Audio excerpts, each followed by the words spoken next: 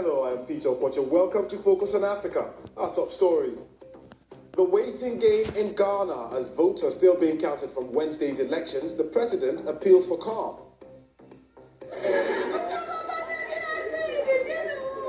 At least 2 people are killed in Cameroon after fresh protests against the move to impose French in English-speaking parts of the country. And Salim, we know that there is a deadline for these. Now, simmering tensions in northwest Cameroon have been threatening to spill over into violence for weeks. And now, after further clashes between police and demonstrators in the city of Bamenda, at least 2 people have been killed. The protests began last month following a decision to impose French in Anglophone parts of Cameroon. This led to fears that English speakers, who make up about 20% of the population, would be marginalized. Local journalist Omar Songwe has been giving us the latest. I am here in Bamenda in the Azri neighborhood.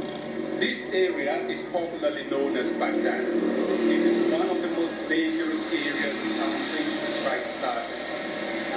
Since the riots of yesterday, shops are still closed. There is a timid movement of vehicles here in town.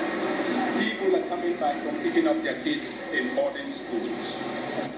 Following the riots of yesterday, shops are still closed on the high streets, food and main markets. There is a visible presence of police officers patrolling the streets, but movement by people is still very cautious. Streets are still littered with rubbish used to block the roads. Top government officials led by Prime Minister Philemon Yang, who were in town to hold a unity march, have all left town. To my fellow freedom fighters of Buea, Bamenda, Limbe, Kumba, and many other parts of Cameroon, I want to say thank you for your brave support and for your wonderful dedication for the people of Cameroon. I have a couple of very important points to make here. First and foremost, we, the people of Cameroon, the voices of Cameroon, we are warning all the brutal armed forces or armed force members of President Paul Biya that when all this is said and done, all these brutal, bloody images that we're collecting, all the faces of those armed forces, those members of the armed forces, all those members will be tried in court and they will be punished for their crime, their brutal crimes.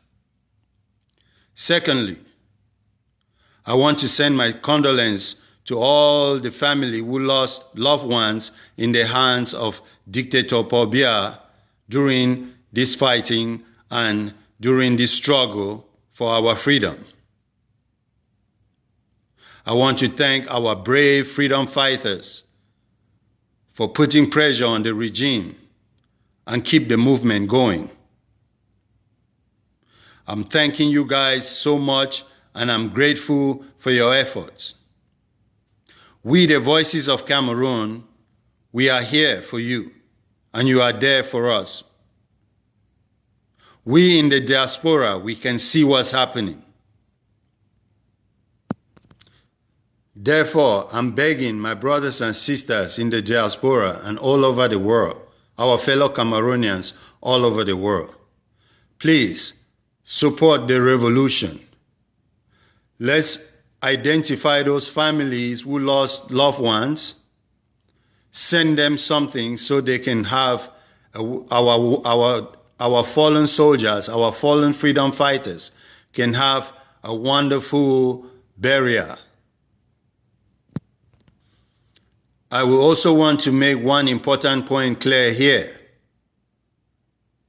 There are some CPDM members, many CPDM members in the diaspora and in Cameroon who are out there trying their best to sabotage this wonderful revolution in order to please Paul Biya.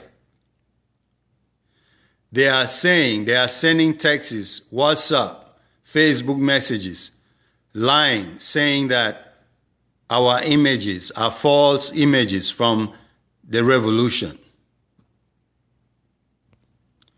Therefore, I'm calling our freedom fighters to make sure you specify, be very specific.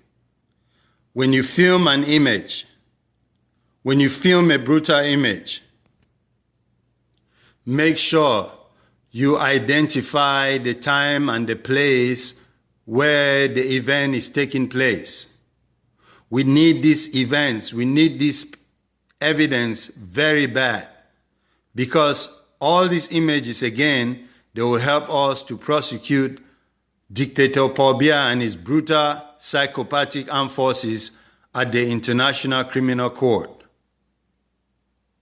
The revolution continues. Like Steve Biko said, if we are silent, we are giving more power to the dictator. And you know what? Most dictators, they feel they are above every human being.